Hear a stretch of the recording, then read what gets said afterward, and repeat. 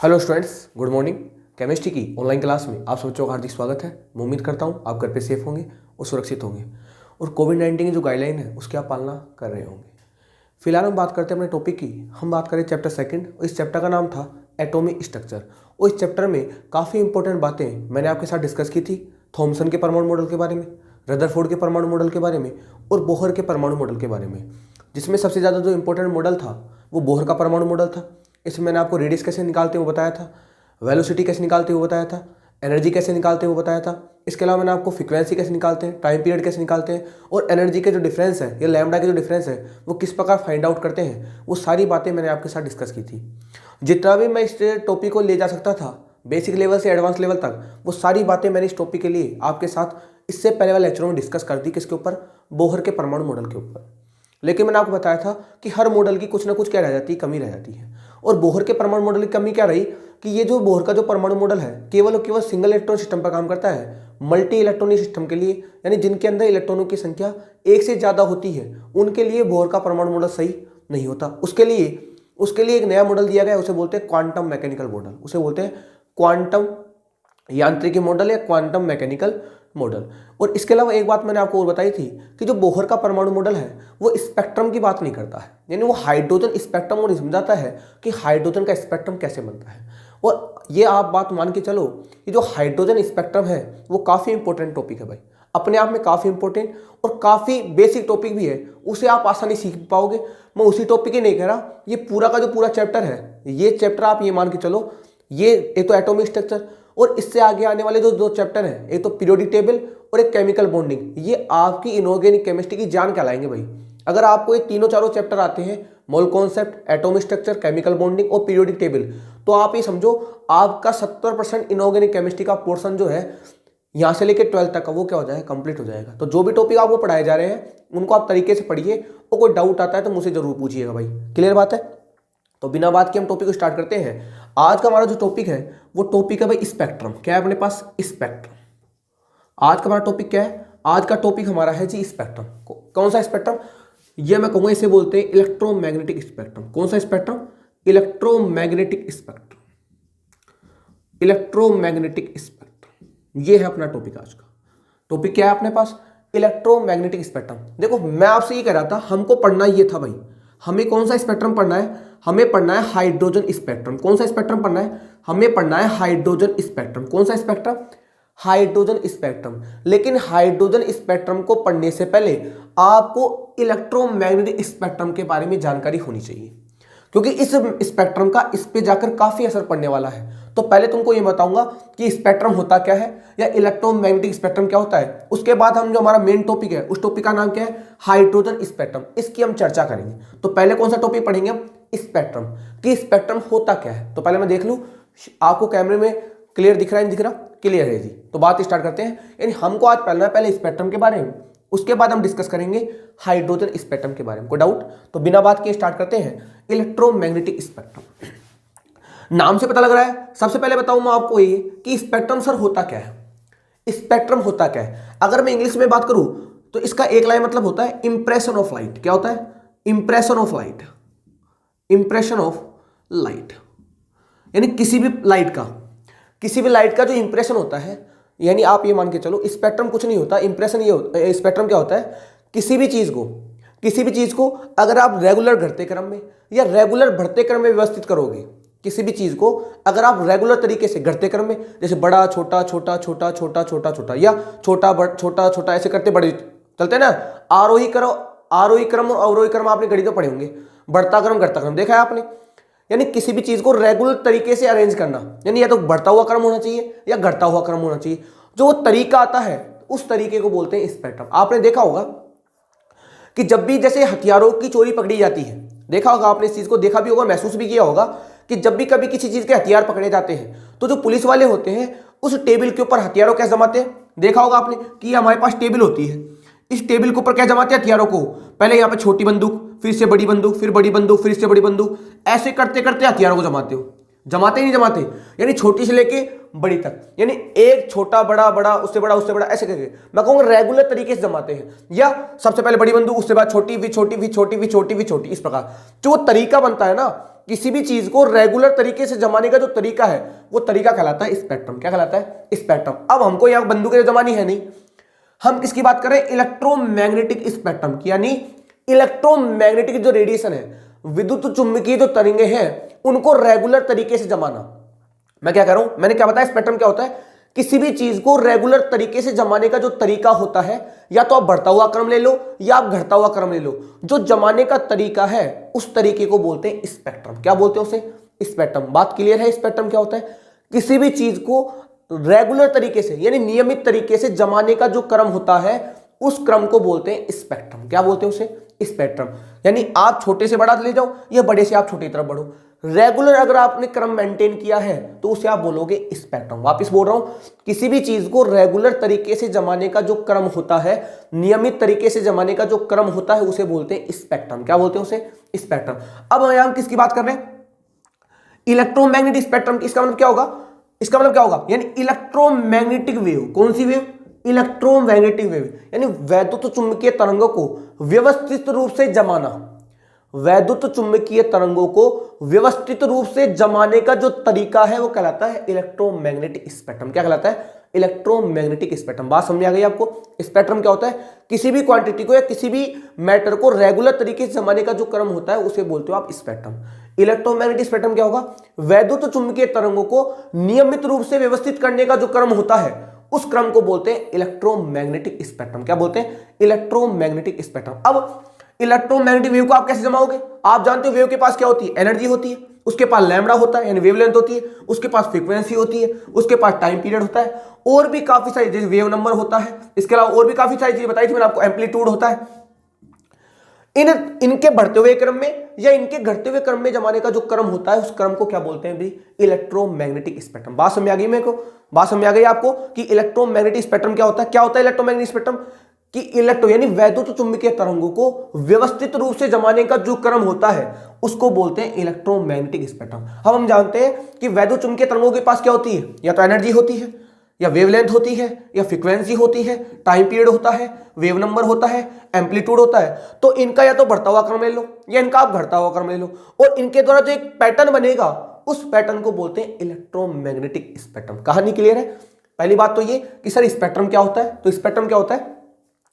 किसी भी चीज को नियमित रूप से व्यवस्थित करने का जो क्रम है, या तो बढ़ता हुआ क्रम होना चाहिए या घटता हुआ क्रम होना चाहिए, उसे बोलते हैं स्पेक्ट्रम। और इलेक्ट्रोमैग्नेटिक स्पेक्ट्रम क्या होता है? कि वैद्युत चुंबकीय तरंगों को नियमित रूप से व्यवस्थित करना। वैद्युत चुंबकीय तरंगों को नियमित रूप से व्यवस्थित करने का जो क्रम होता है उसे बोलते हो आप इलेक्ट्रोमैग्नेटिक स्पेक्ट्रम। उसे आप क्या बोलते हो? Electromagnetic spectrum. हम जानते हैं कि वैद्युत चुंबकीय तरंगों के पास क्या होती है? तो एनर्जी होती है, लैम्बडा होती है, फ्रीक्वेंसी होती है, टाइम पीरियड होता है, वेव नंबर होता है, एम्पलीट्यूड होता है। तो इनका तो बढ़ता हुआ क्रम ले लोगे या इनका आप ले लोगे घटता हुआ क्रम, और जो पूरा पैटर्न बनेगा उस पैटर्न को बोलते हैं इलेक्ट्रोमैग्नेटिक स्पेक्ट्रम। कोई बात क्लियर हो गई? बात क्लियर हो गई कि इलेक्ट्रोमैग्नेटिक स्पेक्ट्रम क्या होता है? कोई डाउट? कि विद्युत चुंबकीय तरंगों को उनकी यानी विद्युत चुंबकीय तरंगों को व्यवस्थित रूप से जमाने का जो पैटर्न है या तरीका जो है वो कहलाता है इलेक्ट्रोमैग्नेटिक स्पेक्ट्रम। क्या कहलाता है? Electromagnetic spectrum. अब सर ये इलेक्ट्रोमैग्नेटिक स्पेक्ट्रम दिखता कैसा है? देखो जी, इलेक्ट्रोमैग्नेटिक स्पेक्ट्रम होता कैसा है? देखो कि तरंगों को जमाया किस प्रकार जाता है। देखो बता रहा हूं मैं आपको, बोर्ड पे दिखा रहा हूं, आप ध्यान से देखना है चीज को, काफी इंपॉर्टेंट है भैया। कई बार तो यहां से सीधे क्वेश्चन डेवलप हो जाते हैं, सीधे क्वेश्चन पूछे जाएंगे आपको इस स्पेक्ट्रम से। देखो सबसे पहले जो रीजन आता है, सबसे पहले जो रीजन आता है वो आता है गामा रे का। कौन सी रे आती है? Gamma ray. कौन सी रे आती है? Gamma ray. उसके बाद जो रीजन आता है वो आता है एक्स रे का। किस रे का आता है? एक्स रे का। जो मैं लिख रहा हूं उस चीज को ध्यान से देखना। सबसे पहले कौन सी रे आती है? Gamma ray. भाई हमने बात किसकी की है? इलेक्ट्रोमैग्नेटिक वेव रे की तो बात की है। वह वैद्युत चुंबकीय तरंगे वही रे होती है, किरणें होती है, ये तो गामा किरण, फिर एक्स किरणें। इसके बाद अपने पास आती है यूवी रीजन। कौन सा? यूवी से बोलते हैं अल्ट्रा वायलेट। क्या बोलते हैं इसे? Ultraviolet. जो जिसमें आपके सूर्य का प्रकाश आता है, अल्ट्रा वायलेट रीजन होता है उसको। इसके आगे वाला जो रीजन होता है उसे बोलते हैं विजिबल। क्या बोलते हैं उसे? विजिबल। क्या बोलते हैं? Visible region. हिंदी में बात करूं तो बोलते हैं दृश्य क्षेत्र। कौन सा क्षेत्र? दृश्य क्षेत्र। इसे बोलते हैं हिंदी में, इसे बोलते हैं हिंदी में पराबैंगनी क्षेत्र। कौन सा क्षेत्र? पराबैंगनी। पराबैंगनी क्षेत्र इसे बोलते हैं दृश्य क्षेत्र, यानी जिन्हें जिस क्षेत्र को आप अपनी आंखों से देख सकते हो। इसके आगे वाला जो रीजन होता है उसे बोलते हैं आईआर। क्या बोलते हैं? आईआर। इसकी फुल फॉर्म होती है इंफ्रारेड। क्या होती है? इंफ्रारेड। हिंदी में बोलते हैं इसे अवरक्त। अवरक्त, अवरक्त क्षेत्र। कौन सा क्षेत्र हो गया? अवरक्त क्षेत्र। इससे आगे जो रीजन होता है उसे बोलते हैं माइक्रोवेव। माइक्रोवेव। क्या बोलते हैं? माइक्रोवेव। और इससे आगे जो अपने पास रीजन आता है उसे बोलते हैं रेडियो वेव। कौन सी वेव? रेडियो, यानी ध्वनि तरंगे, रेडियो वेव। रेडियो तरंगे, ध्वनि तरंगे जैसे आप बोल सकते हो रेडियो वेव। इस प्रकार ये जो पैटर्न आया है आपके सामने, इसे बोलते हैं, इसको बोलते हैं इसे बोलते हैं इलेक्ट्रो मैग्नेटिक स्पेक्ट्रम। क्या बोलते हैं जी इसे बोलते हैं इलेक्ट्रोमैग्नेटिक स्पेक्ट्रम। क्या बोलते हैं? Electromagnetic spectrum. अब सुनो, सबसे पहले कौन सा आ रहा है? गामा रे, उसके बाद एक्सरे, फिर अल्ट्रावायलेट, फिर विजिबल, फिर इंफ्रारेड, फिर माइक्रोवेव, फिर रेडियो वेव। यहां पर जो मैं बात करूं, यहां पर अपन लेके चलते 10⁻⁻16 मीटर से 10⁸8 मीटर। कितना होता है? 10⁻⁻16 मीटर से 10⁸8 मीटर। यानी इधर से इधर जाने पर, देखना आप चीजों को ध्यान से देखना, आपको पूरी चीज यही क्लियर होगी। इधर से इधर जाने पर ये जो 10⁻16 मीटर है और 10⁸8 मीटर, ये अपने पास वैल्यू होती है लैम्बडा। किसकी वैल्यू होती है? लैम्बडा। लैम्बडा जानते हो ना, वेवलेंथ। लैम्बडा को जानते हो? लैम्बडा क्या बोलते हैं? वेवलेंथ। बताया था मैंने आपको, लैम्बडा क्या होती है? वेवलेंथ। यानी इसकी वेवलेंथ कितनी होती है? गामा रे की वेवलेंथ कितनी होती है? 10⁻16 मीटर। और इसकी वेवलेंथ कितनी होती है? 10⁸8 मीटर। यानी इधर से इधर जाने, बताओ लैम्बडा बढ़ रही है कि नहीं बढ़ रही? इधर से इधर जाने पे क्या हो रही है? लैम्बडा बढ़ रही है। यानी इसको कैसे जमा गया है? इसको जमा गया है तरंग दैर्ध्य के बढ़ते हुए क्रम में। भाई लैम्बडा को हिंदी में तरंग दैर्ध्य बोलते हैं, या आप इंग्लिश में बताओ तो वेवलेंथ बोलते हैं। यानी इस स्पेक्ट्रम को कैसे जमा गया हुआ है? लैम्बडा के बढ़ते हुए क्रम में। किसमें जमा गया है? लैम्बडा के बढ़ते हुए क्रम में। चूंकि हम ये जानते हैं कि E बराबर क्या होती है? H new. ये हम जानते हैं E बराबर होती है HC बाई लैम्बडा। क्या होती है? HC by lambda. तो अगर लैम्बडा घटेगा तो बताओ एनर्जी घटेगी या नहीं घटेगी? घटेगी। तो मैं कहूंगा इधर से इधर जाने पे अगर लैम्बडा बढ़ रहा है तो बताओ एनर्जी की वैल्यू क्या होगी? डिक्रीज होगी कि नहीं होगी? यानी इधर से इधर जाने पर एनर्जी क्या हो जाती है? कम होती चली जाती है।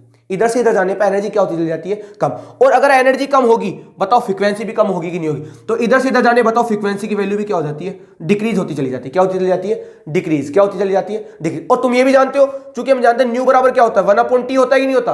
अरे होता ही नहीं होता, कि न्यू बराबर क्या होता है? 1/T। तो अगर न्यू डिक्रीज होगा तो टी क्या हो जाएगा पास? बताओ टाइम पीरियड इंक्रीज होगा कि नहीं होगा? देखो कौन कौन सी बातें निकाल सकते हो आप इस स्पेक्ट्रम से, देखते जाना आप। क्या होता है? इधर से इधर जाने पर बताओ लैम्बडा बढ़ रहा है कि नहीं बढ़ रहा? चूंकि हम जानते हैं E बराबर होता है HC बाई लैम्बडा। अगर लैम्बडा बढ़ेगा तो एनर्जी क्या हो जाएगी? कम हो जाएगी। तो एनर्जी कम हो गई। चूंकि जानते हैं E बराबर होती है H न्यू, तो अगर एनर्जी कम होगी तो फ्रीक्वेंसी भी कम होगी। फ्रीक्वेंसी कम कर दी। चूंकि हम जानते हैं न्यू इक्वल 1/T, तो अगर फ्रीक्वेंसी कम होगी तो टाइम पीरियड क्या हो जाएगा? ज्यादा हो जाएगा। कर दिया टाइम पीरियड ज्यादा। और इसके अलावा वेव नंबर क्या होता है? वेव नंबर क्या होता है? 1/λ होता ही नहीं होता। अरे वेव नंबर क्या होता है? 1/λ। अरे होता ही नहीं होता। वेव नंबर क्या होता है? 1/λ। तो अगर लैम्बडा बढ़ रहा है तो वेव नंबर क्या हो जाएगा? कम। तो मैं कहूंगा न्यू बार की वैल्यू क्या आ जाएगी इधर से इधर जाने पर? तो डिक्रीज आएगी नहीं आएगी? तो पूरा पैटर्न दिख रहा है आपको? क्लियर हो रहा है? देखो कौन कौन सी बातें निकाल ली हमने, कि इधर से इधर जाने पर लैम्बडा की वैल्यू तो क्या हो रही है? बढ़ रही है। इधर से इधर जाने पर एनर्जी की वैल्यू क्या हो रही है? कम हो रही है। इधर से इधर जाने पर फ्रीक्वेंसी की वैल्यू क्या हो रही है? कम हो रही है। इधर से इधर टाइम पीरियड बढ़ रहा है। और इधर से इधर जाने पर न्यू बार यानी वेव नंबर की वैल्यू भी क्या होती जा रही है? घटती चली जा रही है। तो देखो आपने छोटे से यानी बढ़ता हुआ क्रम जमाया नहीं जमाया, कि लैम्बडा सबसे कम तो यहां पर है, लैम्बडा सबसे ज्यादा यहां पर है, और एनर्जी सबसे कम यहां पर है, वो सबसे ज्यादा एनर्जी यहां पर है, सबसे कम एनर्जी यहां पर। बताओ ये रेगुलर तरीका है कि नहीं है? तो मैंने कहा था अगर वैद्युत चुंबकीय तरंगों को अगर नियमित रूप से तुम व्यवस्थित कर दोगे तो जो पूरा पैटर्न बन के आएगा, इस पैटर्न को क्या बोलते हैं? स्पेक्ट्रम। क्या बोलते हैं? स्पेक्ट्रम। इसका नाम क्या होगा? Electromagnetic spectrum. क्या होगा इसका नाम? Electromagnetic spectrum. आप देखो ये हमारे पास होती है रेडियो वेव। कौन सी वेव? Radio wave. इसे बोलते हैं ध्वनि तरंगी। कौन सी? रेडियो, जिसके रेडियो में ध्वनि होती है, इन्हें बोलते हैं ध्वनि तरंगी। कौन तरंगे? ध्वनि तरंगी। तो बताओ इधर से इधर जाने पर बताओ एनर्जी की वैल्यू क्या हो रही? कम हो रही कि नहीं हो रही? इधर से इधर जाने पर बताओ एनर्जी, ऊर्जा का मान क्या हो रहा है? कम हो रहा है। मतलब क्या हुआ? सबसे ज्यादा ऊर्जा तो गामा की होगी और सबसे कम ऊर्जा किसकी होगी? रेडियो की। तो बताओ हमारे जो हम मोबाइल जो चलाते हैं या जो भी हम सॉन्ग सुनते हैं, बताओ हमारे लिए क्या हानिकारक होगी? क्या नहीं होगी, क्योंकि उनकी ऊर्जा क्या होती है? कम होती है। लेकिन आप इधर आओ, आप एक्स रे की तरफ आओ, आप गामा रे की तरफ आओ, बताओ यहां पर ऊर्जा का मान ज्यादा है कि नहीं? तो आपने पढ़ा होगा, बायोलॉजी वाले तो जानते होंगे इस चीज को, कि आप जानते हो अगर एक्सरे किरणों के लंबे समय तक हम संपर्क में रहेंगे तो हमारे शरीर को क्या हो जाएगी? हानि हो जाएगी। मैं कहूंगा कैंसर का शिकार हो जाता है। कैसे हो जाता है?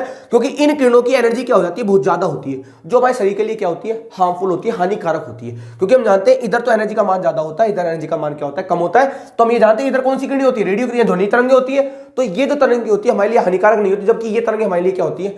हानिकारक। आप देखो माइक्रोवेव, आपका जो ओवन काम करता है, देखा होगा ना, सर्दियों में तो ओवन काम लेते हैं हम, उसके अंदर कौन सी किरणें होती है? माइक्रोवेव। बताओ वहां पर एनर्जी की वैल्यू कम है कि नहीं? तो बताओ हमारे लिए यूजफुल होता ही नहीं होता, होता ही नहीं होता।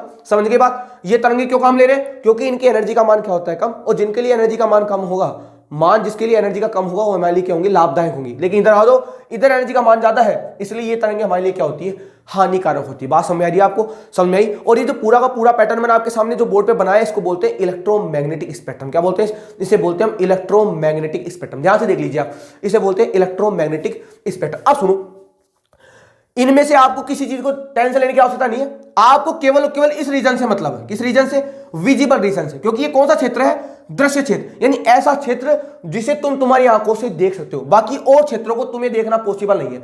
यानी इंफ्रारेड से इधर जाने पर और इधर से इधर आने पर किसी भी रीजन को आप देख नहीं सकते। आप ओनली किसको देख सकते हो? Visible region. किस रीजन को? जिसको मैंने मार्क किया उस रीजन को ध्यान देखना।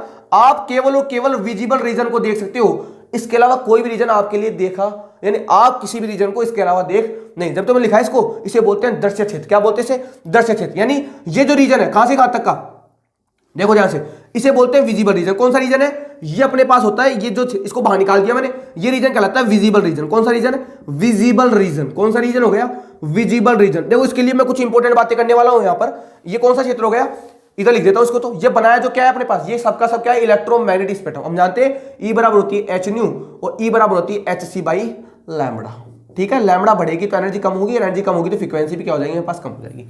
ये तो इसके लिए बताया मैं कि इधर से इधर जाने में लैम्बडा बढ़ रही है तो एनर्जी कम होगी, फ्रीक्वेंसी कम होगी, टाइम पीरियड बढ़ेगा, वेव नंबर भी क्या हो जाएगा? डिक्रीज हो जाएगा। ठीक है, मैं बात कर रहा हूं विजिबल रीजन की। किसकी बात कर रहा हूं? Visible region.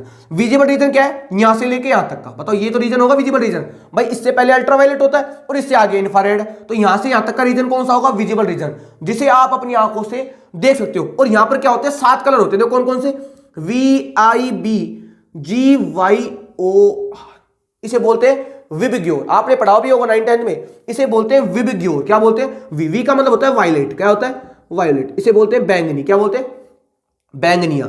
ये होता है इंडिगो। कौन सा कलर? इंडिगो। इंडिगो, इंडिगो कौन सा कलर होता है? इंडिगो। हल्का बैंगनी को कह सकते हो आप। बी का मतलब होता है ब्लू। कौन सा? नीले रंग का। जी का मतलब होता है ग्रीन। क्या होता है? ग्रीन। वाई का मतलब होता है येलो। कौन सा रंग? येलो रंग। ओ का मतलब होता है ऑरेंज। कौन सा?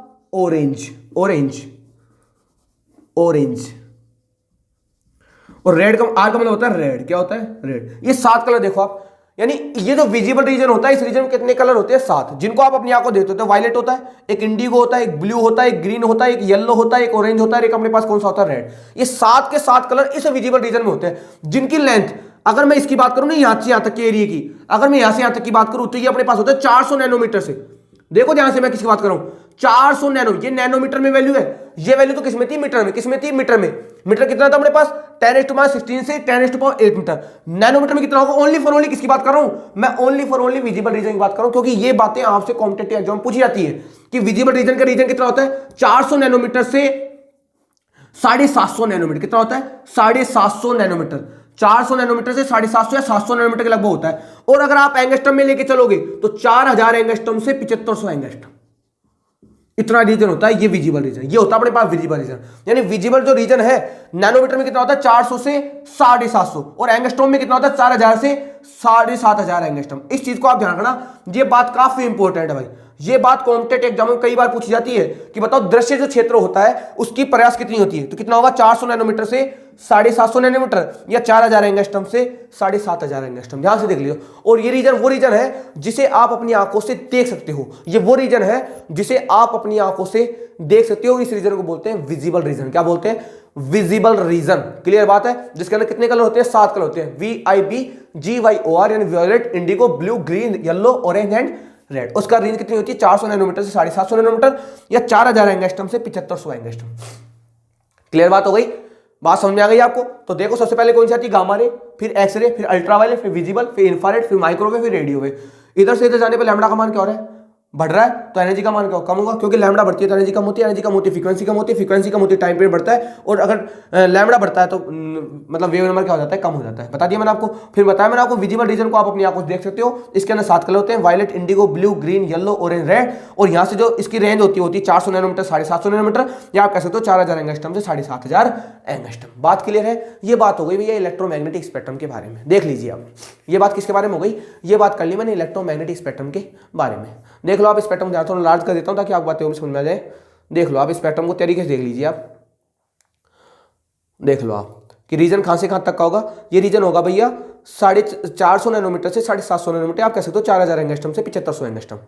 और ये जो स्पेक्ट्रम बनता है, स्पेक्ट्रम को क्या बोलते हैं, इस स्पेक्ट्रम को बोलते हैं हम, क्या बोलते हैं, इसे बोलते हैं हम, इस स्पेक्ट्रम को बोलते हैं इलेक्ट्रोमैग्नेटिक स्पेक्ट्रम। कौन सा स्पेक्ट्रम, इलेक्ट्रोमैग्नेटिक स्पेक्ट्रम,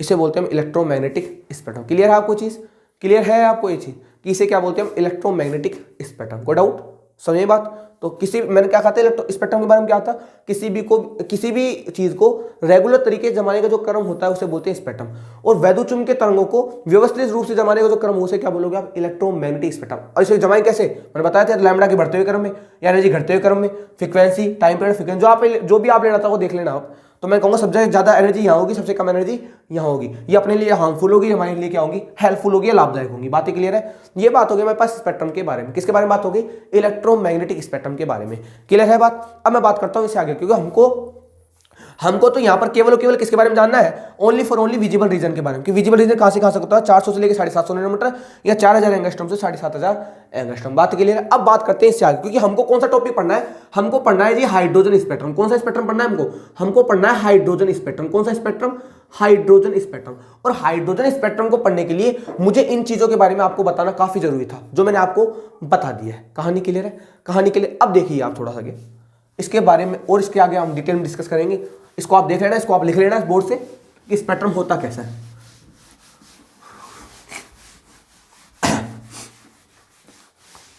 यहां तक बात क्लियर है। अब सुनो, आपने प्रैक्टिकल देखा होगा, आपने पढ़ा भी होगा उसको शायद 10th के अंदर। आपने देखा होगा, आप ऐसा करते हो, एक प्रिज्म होता ही नहीं होता प्रिज्म, देखा है प्रिज्म। और आपने देखा होगा प्रिज्म के अंदर जब ये व्हाइट लाइट डालते हैं तो ये 7 रंगों में टूट जाती है। देखा है ना आपने, ये चीज तो आपने देखी होगी, 1 2 3 4 5 6 और एक 7, ऐसा देखा हो। इसे बोलते थे आप प्रकाश का वर्ण विक्षेपण। 9-10 में खूब चलता होगा ये प्रकाश का वर्ण विक्षेपण, कि जब आप सफेद प्रकाश इस प्रिज्म के ऊपर डालते हो तो ये 7 रंगों में टूट जाता है। कितने रंगों में टूट जाता है, 7 रंगों में। उसे बोलते हैं हम प्रकाश का वर्ण विक्षेपण। क्या बोलते हैं, प्रकाश का वर्ण विक्षेपण। अब मैं बात करता हूं उसके लिए स्पेक्ट्रम के लिए, वो स्पेक्ट्रम होता कैसा है, समझ में नहीं बात। ये आपने किया होगा खूब, 9-10 के अंदर प्रैक्टिकल चलता है प्रकाश का वर्ण विक्षेपण। उसमें क्या करते हैं, एक प्रिज्म लेते हैं और इस प्रिज्म के अंदर क्या डालते हैं, व्हाइट लाइट। और जो व्हाइट लाइट है कितने रंगों में टूट जाती है, 7 रंगों में। कितने रंगों में टूट जाती है, 7 रंगों में। जिसे बोलते हो बेनिया हा पिनाला, यानी बैंगनी, नीला, हरा, लाल, जो भी है, यानी सातों के सातों कलर आपको उस लाइट के अंदर दिखते हैं। उसे बोलते हैं प्रकाश का वर्ण विक्षेपण, कि प्रकाश घूम गया है। देखो जी, अगर मैं बात करूं स्पेक्ट्रम के बारे में, किसके बारे में बात करता हूं, स्पेक्ट्रम के बारे में। देखो स्पेक्ट्रम दिखता कैसा है जी। देखो आपके पास एक प्रिज्म है, क्या है आपके पास, एक प्रिज्म। अब जब कुछ मैं इंपॉर्टेंट बातें करने जा रहा हूं, आप उस चीज को ध्यान देखनी है। आपके पास एक थोड़ा बड़ा बना लेता हूं, तो क्योंकि हमको कुछ बात आगे करनी है, तो एक प्रिज्म थोड़ा बड़ा सा बना लेता हूं मैं, ताकि आपको कुछ डाउट ना। ये आपके पास प्रिज्म है, क्या है, प्रिज्म है जी। क्या है, प्रिज्म है। इसको देने वाला साइंटिस्ट था निकोल। कौन था, निकोल। क्या था इसका नाम, निकोल। इसलिए इस प्रिज्म का नाम रख दिया निकोल प्रिज्म। कौन सा प्रिज्म होता है, निकोल प्रिज्म। इस निकोल प्रिज्म में क्या की जाती है, इस निकोल प्रिज्म में डाली जाती है व्हाइट लाइट। कौन सी लाइट डालते हैं, इसमें डालते हैं व्हाइट लाइट। कौन सी लाइट, व्हाइट लाइट, सफेद प्रकाश, श्वेत प्रकाश। हिंदी में बोले तो श्वेत प्रकाश।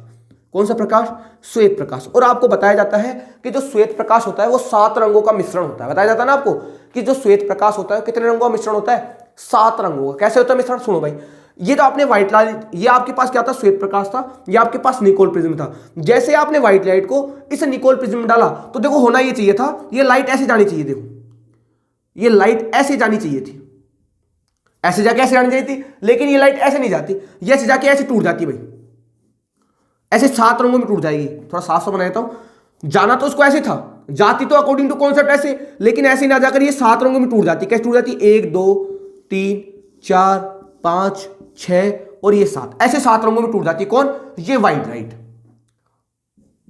देखो आप ध्यान से दिख रहा है क्या आपको, जाना तो इसको बिल्कुल सीधा था, ये सीधी ना जाकर क्या होती है, जब भी आप श्वेत प्रकाश को एक प्रिज्म में से डालते हो तो ये 7 रंगों में टूट जाता है। जाना तो इसको ऐसे था, जाती तो ये ऐसे, लेकिन ऐसे ना जाकर ये डिफ्लेक्टेड हो जाती है, ऐसे घूम जाती है, जिसमें ऊपर ऊपर जो प्रकाश होता है ये होता है violet, indigo, blue, green, yellow, orange और रेड। देखो आप आ गए ना विप की ओर, ये वॉयलेट आता है, इंडिगो आता है, ब्लू आता है, ग्रीन आता है, येलो आता है, ऑरेंज आता है, रेड आता है, ऐसे घूम जाती है। बताओ 7 के 7 रंग आपको दिख रहे नहीं दिख रहे, दिख रहे हैं आपको, ये तो आपके पास 7 के 7 रंग है। तो आप ही तो कहते हो भाई कि जो श्वेत प्रकाश है बताओ 7 रंगों का मिश्रण है कि नहीं। जैसे आपने श्वेत प्रकाश को इस निकोल के प्रिज्म से गुजारा, तो ये जो श्वेत प्रकाश है वो 7 रंगों में टूट जाता है। कितने रंगों में टूट जाता है, 7 रंगों में। और इन 7 रंगों को एक फोटोग्राफिक प्लेट के ऊपर, एक फोटोग्राफिक प्लेट, एक फोटोग्राफिक होती है प्लेट। कौन सी प्लेट होती है?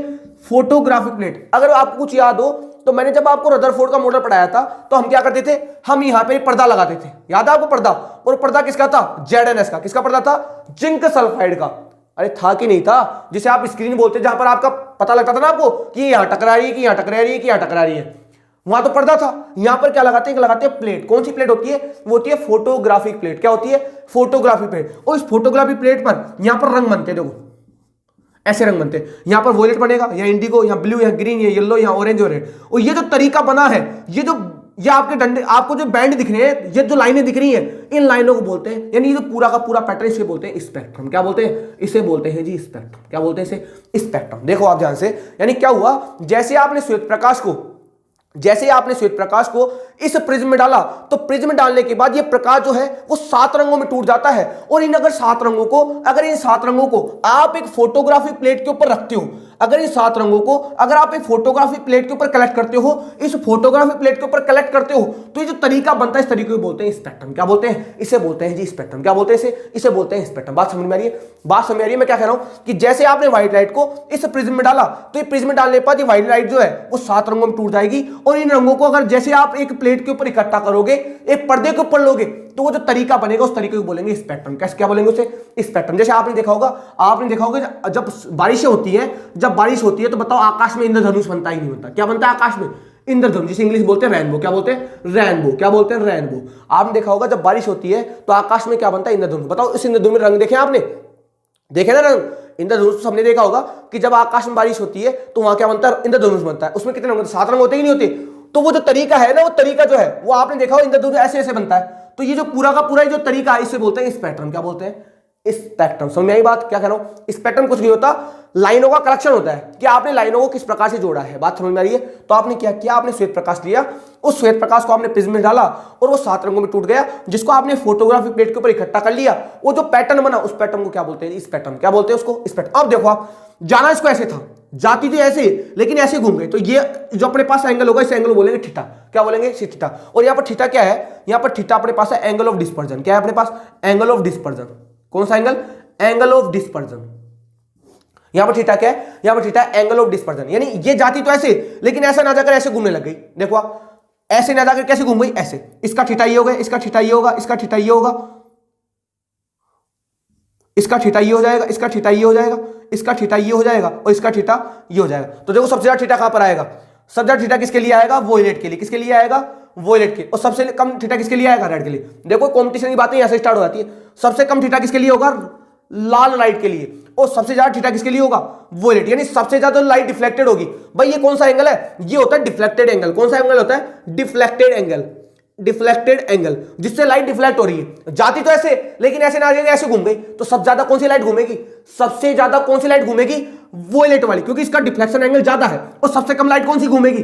रेड वाली, क्योंकि इसका डिफ्लेक्शन एंगल क्या है? कम। तभी तो आपने देखा है कि जो सिग्नल बनाए जाते हैं वो किस लाइट के बनाए जाते हैं? रेड के लिए, क्योंकि इसका डिफ्लेक्शन एंगल क्या होता है? सबसे कम। बात समझ में क्या कर रहा हूं? क्योंकि इसका डिफ्लेक्शन एंगल क्या होता है? सबसे कम, जबकि वॉयलेट का डिफ्लेक्शन एंगल क्या होता है? सबसे ज्यादा। इसका मतलब क्या हुआ? जो थीटा जो है, ये जो थीटा है वो डिपेंड करता है एनर्जी के ऊपर। किस पर डिपेंड करता है? एनर्जी।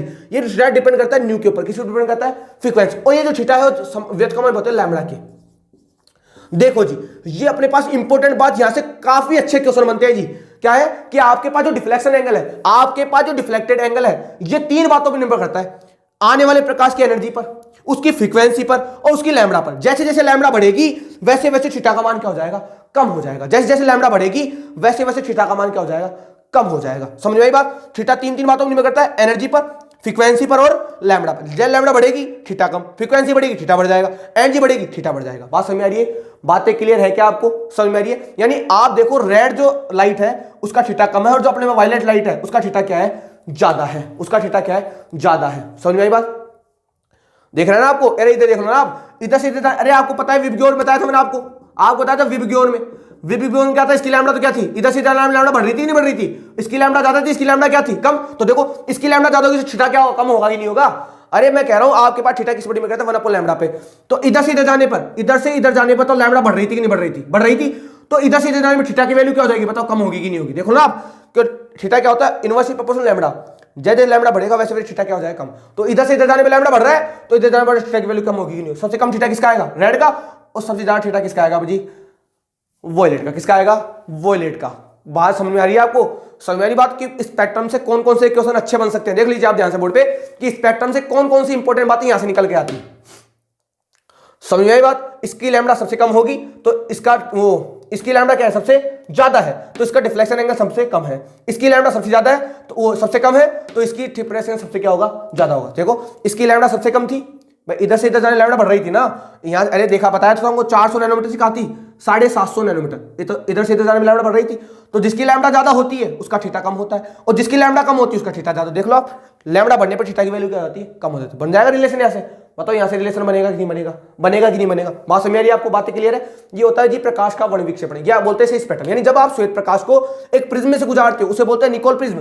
तो ये 7 रंगों में टूट जाता है और अगर उस रंगों को अगर आप फोटोग्राफी प्लेट के ऊपर इकट्ठा कर लोगे तो जो पैटर्न बनता है उस पैटर्न को बोलते हैं स्पेक्ट्रम। क्या बोलते हैं? स्पेक्ट्रम। और यहां पर जो एंगल बनता है इसको बोलते हैं डिफ्लेक्टेड एंगल। कौन सा एंगल?